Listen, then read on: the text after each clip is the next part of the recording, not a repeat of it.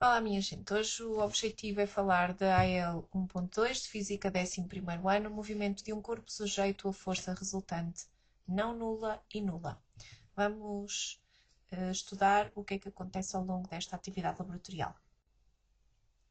Programei como conteúdos começar por discutir o objetivo da atividade, o que é que nós pretendemos com ela, depois de que forma é que a executamos com o procedimento, vamos ver o que é que temos que medir, que cálculos é que fazemos e que forma de analisar é que temos que impor, e depois quais são as conclusões que vamos tirar, que são mais pertinentes, e fazer aqui algumas críticas.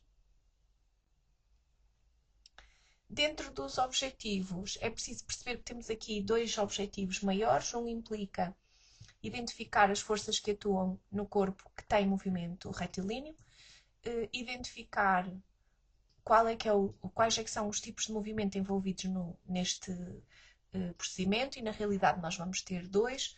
Um que respeita a uma situação em que a força resultante é diferente de zero, e o segundo quando a força resultante é igual a zero.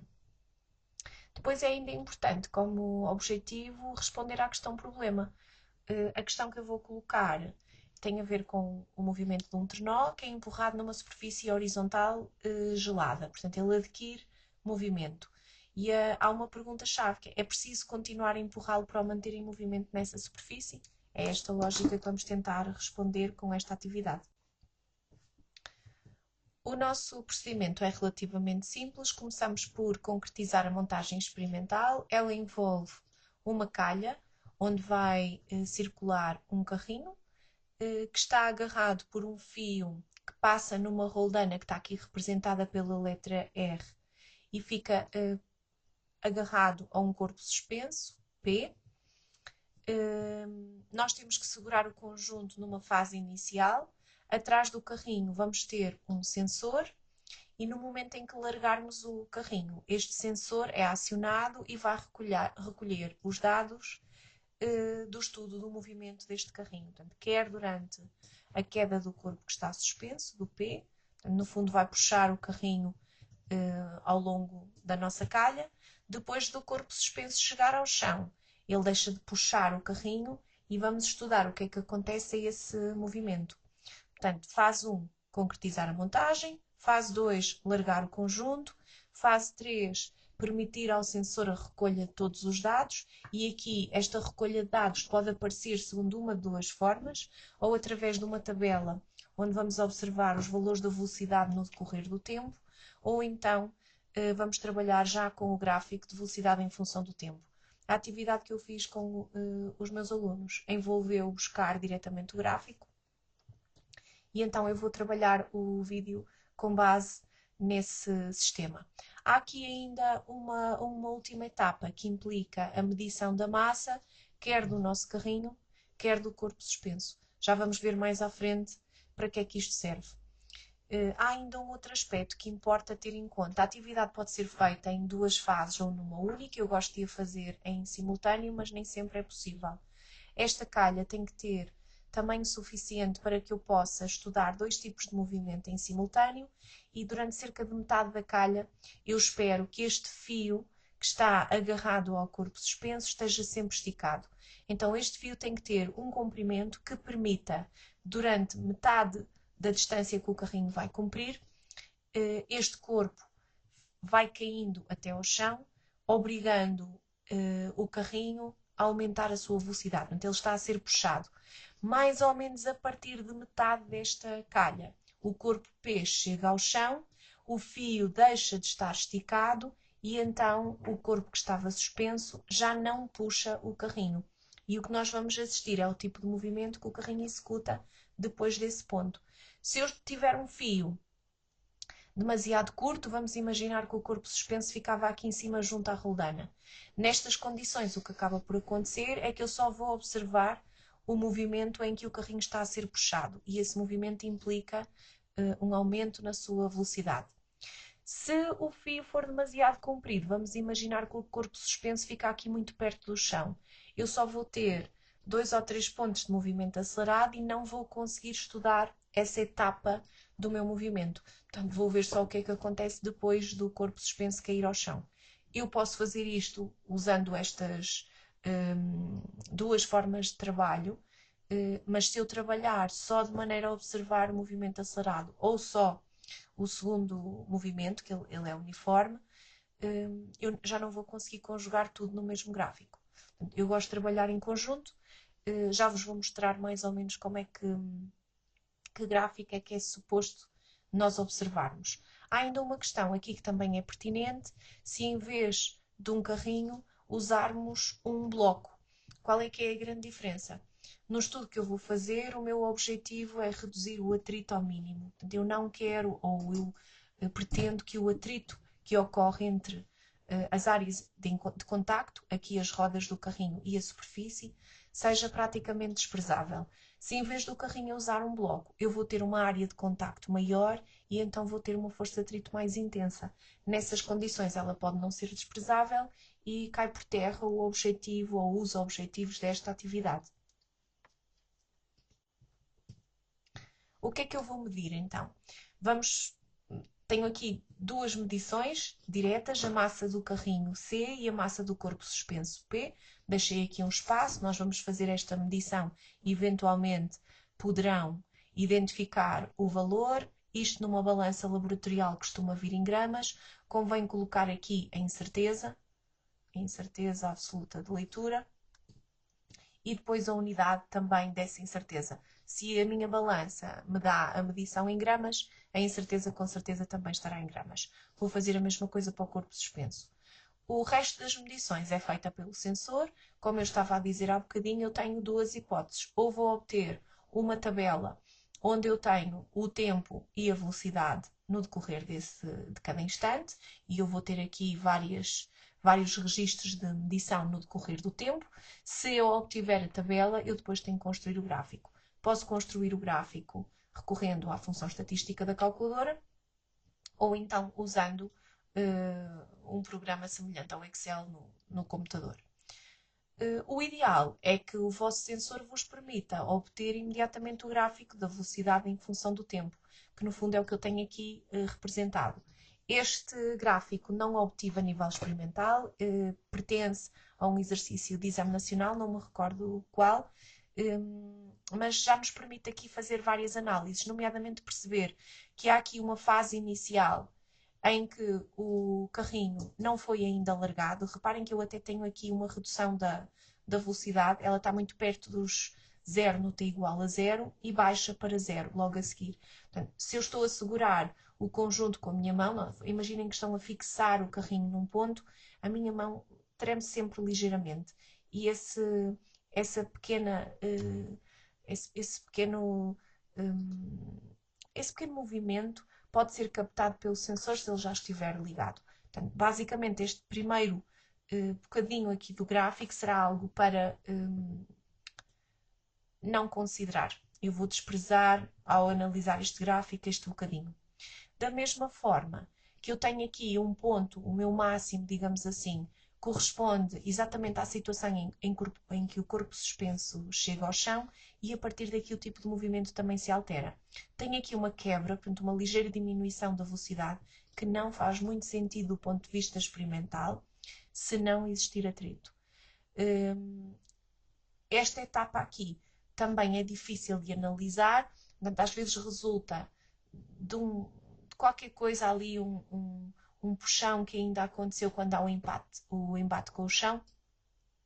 Mas se olharmos para os pontos a seguir, eles andam mais ou menos a oscilar em torno da mesma velocidade, dando indicação de alguma constância no seu valor. Portanto, é importante interpretarmos bem este gráfico e percebermos o que é que está aqui.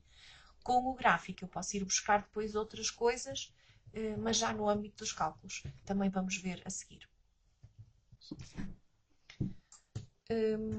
Ao iniciar o tópico dos cálculos e análise de dados, vou começar pela análise de dados, até porque implica cumprir um dos nossos objetivos, que é determinar quais são as forças aplicadas em todos os corpos que estão aqui representados.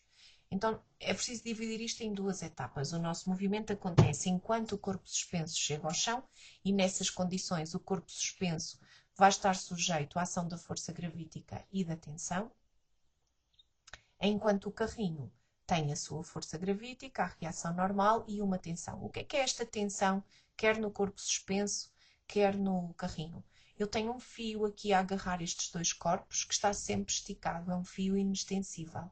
Então a força F, que é gerada pela presença desse fio, chama-se tensão. Sempre que há um fio é uma tensão, mas se preferirem chamar força F também não vai causar confusão a ninguém.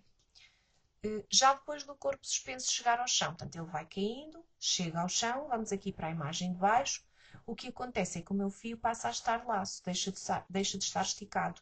Então as tensões que eu tinha na imagem de cima deixam de ocorrer nos dois corpos na imagem de baixo. O carrinho continua a estar sujeito à ação da sua força gravítica e da reação normal. Já o corpo suspenso, eu não coloquei aqui no boneco, mas não é difícil perceber que ele vai estar na mesma sujeito à ação da sua força gravítica ao peso. E além dessa, não tenho atenção, vou ter aqui a reação normal, ela saiu-me um bocadinho torta. Deixem-me só corrigir aqui o vetor, só para que fique mais vertical. A reação normal passa a existir porque o corpo suspenso está em cima do chão, portanto está aqui a tocar numa superfície. Eu encontrei aqui um GIF, uma pequena animação, para mostrar o que é que está a acontecer. Reparem que enquanto o carrinho está a ser puxado, enquanto o corpo P está suspenso, eu vou ter as três forças a atuar. Depois dele chegar ao chão, as tensões desaparecem. Na minha animação, no corpo suspenso não aparecem as duas forças. Quando ele chega ao chão, a gravítica é normal, mas isso não invalida que elas existam. Não vou falar aqui no diagrama em sistema, tenho uma informação sobre isso mais à frente, mas não consegui eliminá-la desta animação.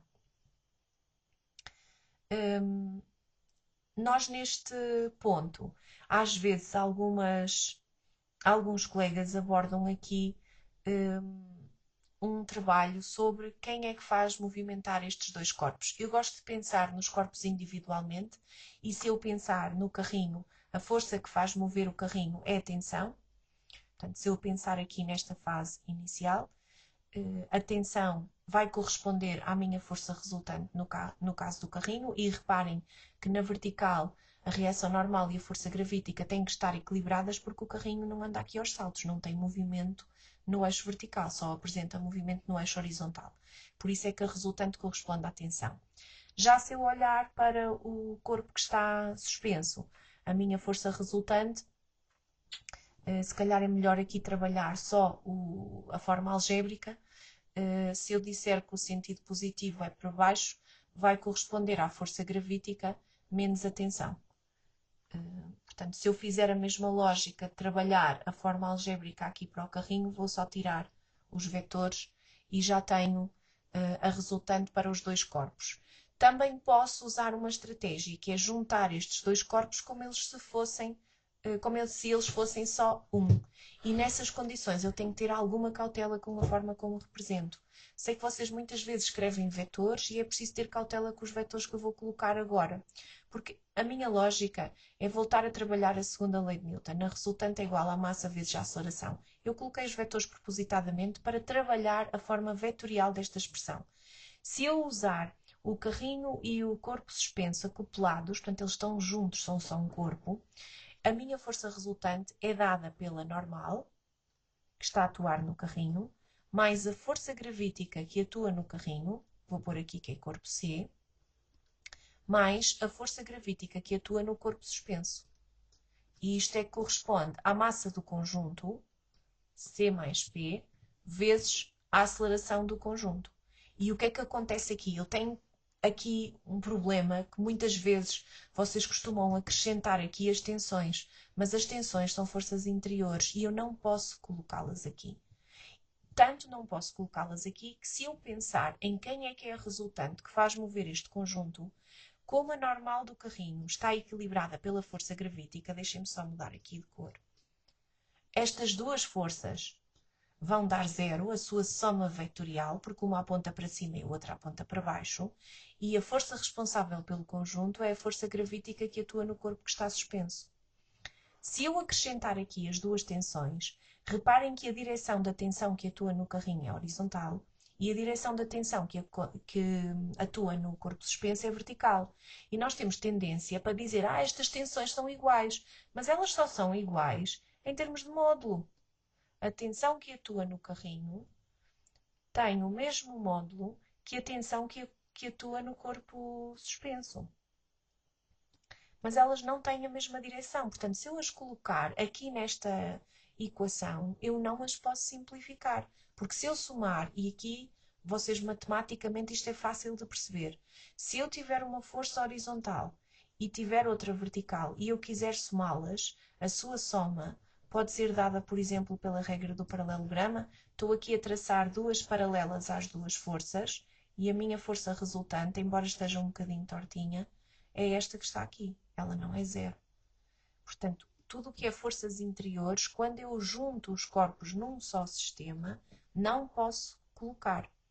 A outra coisa importante é que também tenho tendência para trabalhar erradamente em conjunto a forma algébrica de cada uma destas forças. Portanto, é preciso ter aqui alguma cautela, porque se eu olhar para a forma algébrica, eu também não vou colocar as tensões, eventualmente vou ter a normal, arranjar aqui um espacinho, menos a força gravítica do carrinho, mais a força gravítica do corpo P, é igual à massa do conjunto, C mais P, vezes a aceleração. E continuo a poder simplificar a normal com a força gravítica no carrinho, porque as duas forças estão equilibradas. Basicamente eu vou ter a mesma situação que tenho em cima, mas já estou a trabalhar aqui com os sinais mais ou menos de acordo com o sentido, porque estou a substituir as forças pela sua forma algébrica. Portanto, algum cuidado aqui para não dar asneira. Portanto, se eu separar os dois corpos, no carrinho a força resultante é a tensão, no corpo suspenso é a força gravítica menos a tensão. Usando vetores, tenham sempre aqui alguma cautela. Nesta fase da atividade, também é normal tentarmos encontrar ou fazer uma espécie de comparação entre o gráfico que vamos obter e o gráfico que previmos. Eu não fiz nenhuma previsão antes, mas nós já vimos mais ou menos como é que seria o gráfico. Então, a minha lógica é encontrar um gráfico que seja parecido a este. Eu vou partir do conjunto com uma velocidade inicial zero, vou estudar o movimento do carrinho, o meu sensor está aqui junto ao carrinho, e enquanto o corpo suspenso está a cair, a velocidade do carrinho vai aumentar até um limite, quando o corpo suspenso chega ao chão, portanto está aqui, P chega ao chão, a altura em que a partir daí a resultante passa a ser zero e a minha velocidade passa a ser constante. Hipoteticamente é este gráfico que vocês vão obter, ainda que possam ter pequenas variações nas posições que vão observar neste gráfico. Além da representação de forças, eu tenho que pegar no gráfico e analisá-lo convenientemente. Portanto, vou voltar ao gráfico que tínhamos no início e vamos perceber os dois tipos de movimento que tem aqui. Eu dividi o gráfico em duas etapas. A primeira etapa aqui a verde, onde eu tenho a velocidade a aumentar no decorrer do tempo.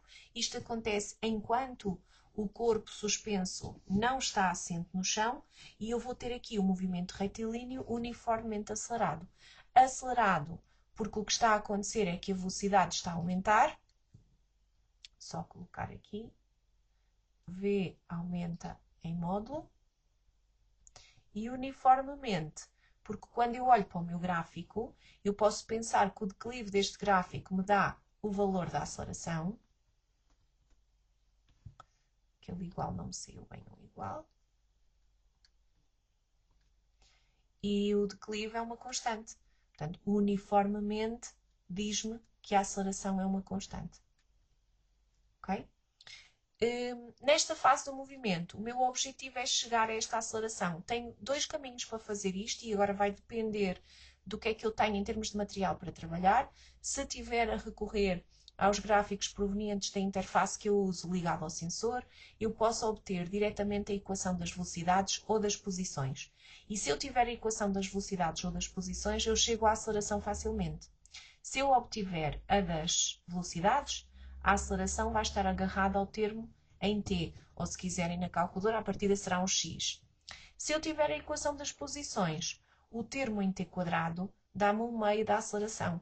Portanto, eu posso ir descobrir quanto é que é a aceleração fazendo o dobro desse valor. Se eu não tiver acesso às equações, nem a das velocidades, nem a das posições, o que eu ainda posso calcular a aceleração. Eu estava a dizer que o declive corresponde à aceleração, então se eu tiver um gráfico aqui com uma zona retilínea bem definida, eu posso escolher dois pontos que sejam fáceis de identificar e aqui reparem que a nível experimental não é muito simples escolher dois pontos. Se calhar, deixem-me mudar aqui de cor, eu utilizaria, talvez, deixem-me lá procurar aqui um ponto melhorzinho. Se calhar este pontinho aqui, que está pertinho do X, para eu identificar quanto é que é este ponto e este ponto. Eu tenho que saber exatamente quanto é que são as coordenadas desse ponto. E agora vou escolher outro que cruze novamente. Não está a ser fácil, que não estou aqui a encontrar nenhum. Este está um bocadinho acima. Este também está na lateral. Se calhar este aqui. Este ponto aqui. Vou buscar as suas coordenadas. Portanto, vamos imaginar que eu tenho aqui coordenadas XA, YA e aqui em cima XB, YB. Com as duas coordenadas, eu vou calcular a aceleração com o declive da reta YB menos YA sobre XB menos XA. Se eu já tenho as coordenadas, consigo substituir cada uma destas coordenadas pelo seu valor e determino o declive. Normalmente, quando trabalho desta forma e não tenho as equações, tenho aqui um erro muito significativo. Isso porque a dificuldade que eu tive aqui em identificar estes dois pontos num gráfico a partir do movimento que acontece com um sensor de movimento é ainda mais difícil. Até porque se eu usar, especialmente quando eu uso a calculadora, eu não tenho uma grelha por trás e não posso ir lá usar o lápis para encontrar os pontinhos que eu gosto mais. Portanto, vou ter aqui um erro à partida um pouco maior. Mas ainda assim é possível de calcular a aceleração. Se eu estudar o movimento a seguir, portanto, depois do corpo P chegar ao chão, depois do corpo suspenso estar no chão, reparem no que é que acontece à velocidade. Ela vai, então, como estava a dizer há bocadinho, oscilar em torno do mesmo valor. Então, basicamente, eu tenho aqui uma velocidade que é constante. Por aqui assim, velocidade é igual a constante. E nessas condições, se eu vier calcular o declive desta área do gráfico ou desta zona do gráfico, não é difícil perceber que se o declive representa a aceleração, se a velocidade não varia, eu vou ter um valor para a aceleração de 0 metros por segundo ao quadrado. Obviamente, também posso obter aqui a equação das velocidades. Neste exercício, nesta forma, trabalho com a equação das velocidades. Aqui eu tenho uma desvantagem. E qual é que é? Dificilmente a equação para esta zona do gráfico me vai dizer que este AT é zero. Portanto, o mais provável é ter aqui um pequeno valor. Este AT não, este A, desculpem. O 0 vezes o T, se a aceleração for zero, é que a parcela dá toda zero. Portanto, dificilmente eu vou ter aqui uma aceleração exatamente igual a zero. Ela deve ser muitíssimo pequena. Portanto, estamos a falar de 0,0 qualquer coisa. Nessas condições eu vou assumir que esse valor é praticamente nulo e tenho de facto um movimento retilíneo e uniforme. Posso fazer a mesma coisa com a equação das posições. Não se esqueçam é que nesta fase eu vou ter um meio de A perto do zero, ainda que não seja efetivamente.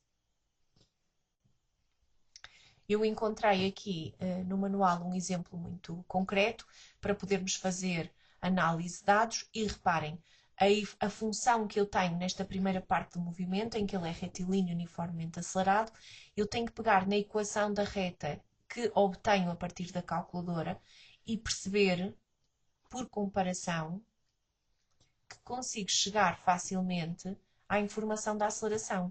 Como é que vou fazer isso? Só mudar aqui de cor. Portanto, o termo que tem o T é o termo em X. E o termo em X, no exemplo que eu deixei aqui, é este valor que está rodeado a verde. Portanto, a minha aceleração é 6,259 metros por segundo ao quadrado. E eu sei as unidades porque no meu gráfico a velocidade está em metros por segundo e o tempo em segundos. Pela mesma ordem de ideias, eu também tenho aqui informação sobre a velocidade inicial. E aqui ela deveria ser zero, porque eu estou a alargar o conjunto, mas lembram-se que eu disse no início que como eu estou a fixar o conjunto com a mão, tenho a mão sempre com um ligeiro tremor.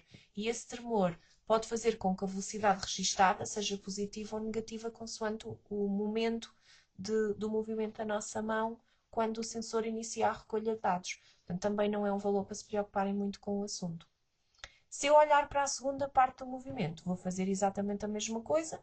Eu tenho aqui uma equação, vou comparar com a equação das velocidades, v igual a v0 mais at, e agora vou usar a mesma lógica, portanto o termo em t vai-me dar a aceleração, está aqui, e reparem no valor, estamos a falar de menos 0,085, estão a ver que já tenho aqui um valor muito pequenino, menos 0,085, vou dizer que isto é aproximadamente igual a 0 metros por segundo ao quadrado.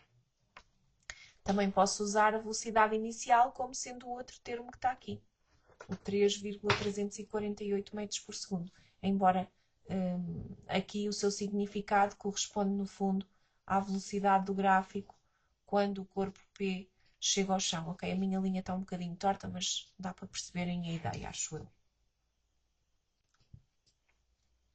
Mais difícil do que tudo isto implica determinar a aceleração através das massas, e é possível fazê-lo. Portanto, em vez de recorrermos ao gráfico, nós podemos saber ou conhecer de antemão a aceleração que era suposto obtermos a partir do gráfico e também calcular a tensão a que está sujeito, quer o carrinho, quer o corpo suspenso, no decorrer deste movimento. Para podermos pensar desta forma, é crucial que vocês separem as forças que atuam no carrinho das forças que atuam no corpo suspenso, e embora não tenha colocado isso aqui, nós vimos há pouco que no carrinho, enquanto o corpo está suspenso, atua a força gravítica, atua a reação normal e atua a tensão. Então, na vertical, o que acontece é que a resultante é nula porque as duas forças que estão a atuar, a normal e a força gravítica, estão equilibradas. Eu não tenho movimento no eixo dos y. Então, a minha força resultante é a força resultante no eixo do x, que corresponde unicamente à ação da tensão. Eu substituí aqui por TC, C do carrinho, e como a resultante, de acordo com a segunda lei de Newton, é a massa vezes a aceleração, esta massa é a massa do carrinho C, e a aceleração do carrinho C.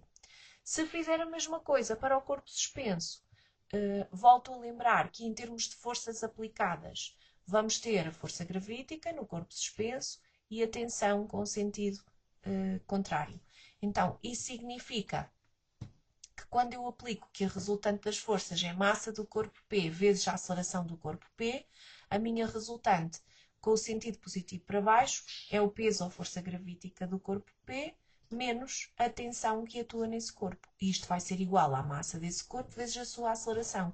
Agora, há um conjunto de informações que eu tenho que dominar neste momento. Um deles é o facto da aceleração do carrinho corresponder à aceleração do corpo suspenso. E reparem, se eles estão acoplados, se eles estão agarrados um ao outro, à medida que o corpo suspenso ganha velocidade, o carrinho também a vai ganhar exatamente na mesma medida. Então, a aceleração do carrinho e a aceleração do corpo suspenso é a mesma e corresponde à letra A, simbolicamente. Se eu pensar nas tensões, as tensões no mesmo fio são sempre as mesmas, ou melhor, têm sempre a mesma intensidade. Não são sempre as mesmas porque estamos a falar de forças que têm direções diferentes. Mas se elas têm a mesma intensidade, eu posso dizê-lo através do recurso aqui ao módulo. Olha, esqueci-me de colocar aqui os vetores. O módulo da tensão no carrinho é igual ao módulo da tensão no corpo suspenso. Chamei-lhe T. Então, nesta fase, eu estou em condições de associar o que eu tenho aqui no corpo suspenso com as tensões. Porque se eu sei que estas tensões são iguais, a tensão em P vai ser igual à tensão em C, e eu tenho do lado esquerdo que ela é a massa do carrinho vezes a aceleração do carrinho, que é A. Então, basicamente, eu só estou a pegar nessa expressão, o peso ou força gravítica do corpo suspenso é a sua massa vezes a aceleração gravítica, menos a tensão, que eu sei que é a massa do corpo C vezes a aceleração. Reparem que está substituída aqui na linha de baixo. E isto vai corresponder à massa do corpo suspenso vezes a aceleração. Ao substituir isto, posso colocar todos os termos em A para o lado direito, foi o que fiz aqui na terceira linha, e usar aqui,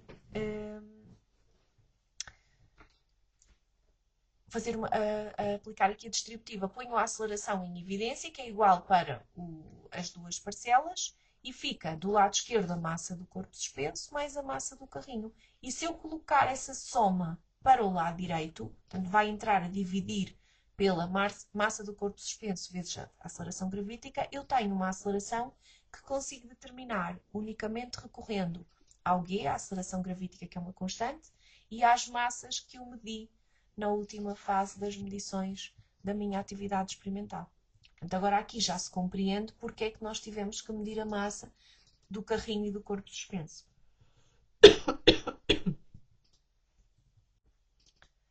Ainda no âmbito das conclusões e críticas, há outras coisas que importa dizer nesta fase. Convém nós explorarmos os dois tipos de movimento que acontecem em cada etapa. Na primeira fase, o movimento retilíneo uniformemente acelerado. Na segunda fase, o movimento retilíneo uniforme. Se calhar era interessante aqui discutir porque é que eu tenho este movimento. E posso unir este tópico ao tópico relacionado com o que é que acontece à velocidade. Eu deixei no 3, no ponto 3, mas podem fazê-lo aqui também. No tópico 2, eu deixei a apresentação de resultados. Que resultados é que nós temos para apresentar? As acelerações nas duas partes do movimento, na primeira e na segunda. A aceleração à custa das massas dos corpos. E atenção, porque no tópico anterior, depois de nós calcularmos a aceleração, eu por acaso esqueci-me de deixar isso nos cálculos, mas vou aproveitar aqui. Nós tínhamos que a tensão era a massa do corpo C vezes a aceleração. E se eu já sei a aceleração, a massa do carrinho nós medimos, eu consigo aqui calcular a tensão. Portanto, também convém apresentar a tensão como um dos resultados desta atividade. Ligando o tópico 3 ao primeiro, eu vou discutir a velocidade com a resultante das forças e as leis de Newton. Então, o que é que acontece? Quando o meu movimento é retilíneo uniformemente acelerado, eu tenho a velocidade a aumentar devido à ação de uma força resultante, que no caso do carrinho é a tensão, tal como descrito pela segunda lei de Newton. É a ação de uma força. Se ela tem a direção e o sentido do movimento, ela vai aumentar o modo da velocidade. Na segunda fase do movimento, eu tenho uma velocidade que é constante. Porquê que a velocidade é constante? Porque a única forma de perturbar a velocidade de um corpo é pela atuação de uma força. Se a resultante que atua no carrinho é zero nessa fase, de acordo com a primeira lei de Newton, o corpo vai manter o movimento que tinha. Então, ele teve um movimento acelerado até um determinado instante. Quando atingiu essa velocidade máxima, se a partir daí a resultante das forças a atuar sobre o carrinho é zero, então ele vai tender a manter o valor de velocidade e o movimento será uniforme. Também é importante nesta fase discutir que erros é que temos associados à nossa atividade mental. E aqui há coisas pequenas que também importa dizer. Os erros sistemáticos estão sempre presentes, nomeadamente no que diz respeito à calibração de tudo o que é equipamento de medida. Nós usamos balanças para ler massas, usamos o sensor de posição para capturar posições que transformou em velocidades ao longo do tempo. Se eles estiverem mal calibrados, eu tenho aqui logo erros sistemáticos. Mas ainda dentro deste campo, há um erro que é muito pertinente, que é a existência ou a presença de força de atrito com uma intensidade significativa. Como é que eu sei isto? Se eu olhar para o meu gráfico VT, só desenhá-lo aqui, VT, na segunda parte do meu movimento, que eu tenho a velocidade constante, eu consigo perceber facilmente aqui se o atrito atua ou não. Porque se a velocidade se mantém constante, é porque o atrito foi completamente desprezável. A existir, o que é que o atrito vai fazer? A força de atrito tem sentido contrário ao do movimento, então vai prejudicar a velocidade, vai diminuí-la. Então eu posso ver o meu gráfico aqui, um segmento de reta a descer, com um declive negativo. E nessas condições é que eu posso dizer que o atrito não foi significativo. Se eu tiver o patamar horizontal, portanto, quase constância nos valores das velocidades, eu vou dizer que ela não existe.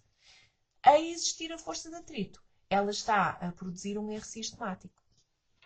Finalmente, nos erros aleatórios. Os erros aleatórios têm mais a ver ou com alguma dificuldade nossa na atuação, no desenvolvimento da atividade experimental, ou então, como eu tenho um sensor de movimento que está a estudar o movimento de um carrinho, esse sensor é muito sensível a tudo o que acontece aqui. Se por alguma razão um braço ou uma parte do nosso corpo fizer sombra nesta zona, o sensor vai capturar essa informação que se vai mascarar no gráfico que precisamos ter desenhado. Esta atividade ainda envolve 3 pontos de vista muito importantes. Nós temos que fazer a análise dos resultados à luz daquilo que diz Aristóteles, Galileu e Newton. O Aristóteles era um pensador, ele viveu no século IV a.C. e então ele não tinha nenhuma capacidade experimentalista. Na lógica dele, um corpo só tinha movimento se sobre ele atuasse uma força. Ao analisarmos a nossa atividade mental, particularmente no que respeita à segunda etapa do movimento, quando a velocidade do carrinho é uma constante. Porquê que a velocidade do carrinho é constante? Se ela é constante é porque não há forças a fazer variar essa velocidade. Não há nenhuma força a atuar na direção nem no sentido do movimento.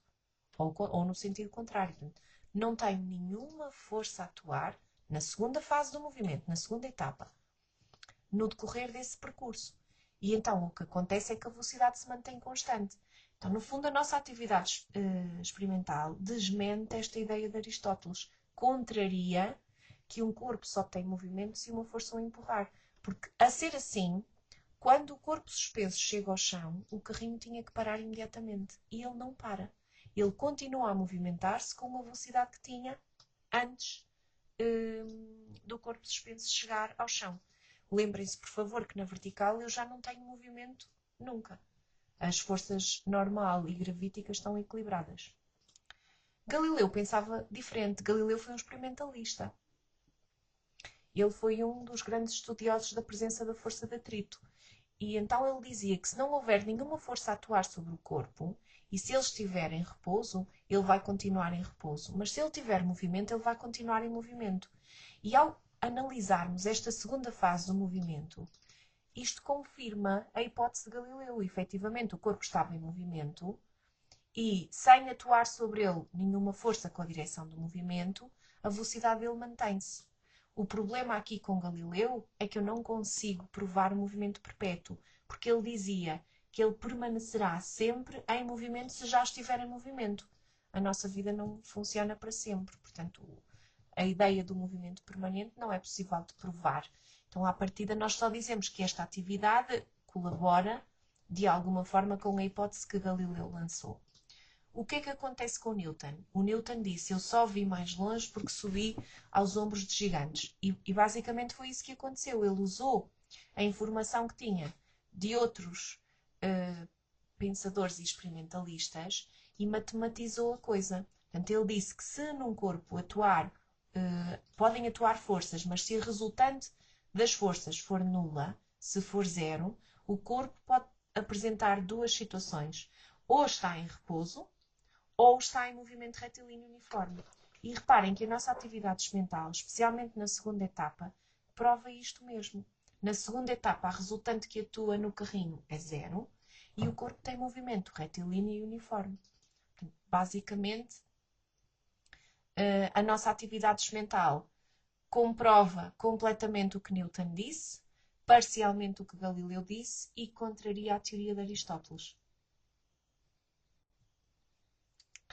Se tivermos de fazer um relatório, é muito importante estabelecer o cumprimento dos objetivos, se foram ou não alcançados. Agora, se nós identificamos as forças a atuar no carrinho, se identificamos os dois tipos de movimento que ocorreram e em que situação é que eu tenho cada um, associar esse movimento à presença de uma resultante não nula, no caso do movimento acelerado, e nula no caso do movimento retardado. Eu já estou a determinar as minhas críticas e as minhas conclusões. Falta discutir a questão problema. Ainda se lembram qual era? Basicamente, se eu tiver um trenó e ele iniciar o movimento numa superfície gelada, se é preciso empurrá-lo para que ele se mantenha em movimento. E isto nós neste momento temos que perceber que isto não é verdade. Se o trenó já está em movimento, numa superfície gelada praticamente não existe atrito e sem força de atrito não há lá nenhuma outra força na direção do movimento que faça aumentar ou diminuir o valor da velocidade. Então o trenó vai manter o seu movimento retilíneo e uniforme. Então não é preciso empurrá-lo para que ele continue em movimento. Isto também é máxima de Newton, que diz que um corpo tende a manter-se em movimento se a resultante das forças que atua sobre ele for zero. Isto se ele tiver velocidade, porque se ele estiver em repouso, vai continuar em repouso. Espero ter ajudado um bocadinho a compreender melhor esta atividade. Se tiverem dúvidas, podem me deixar aqui nos comentários ou então enviem-me um e-mail. Bom trabalho, fiquem bem.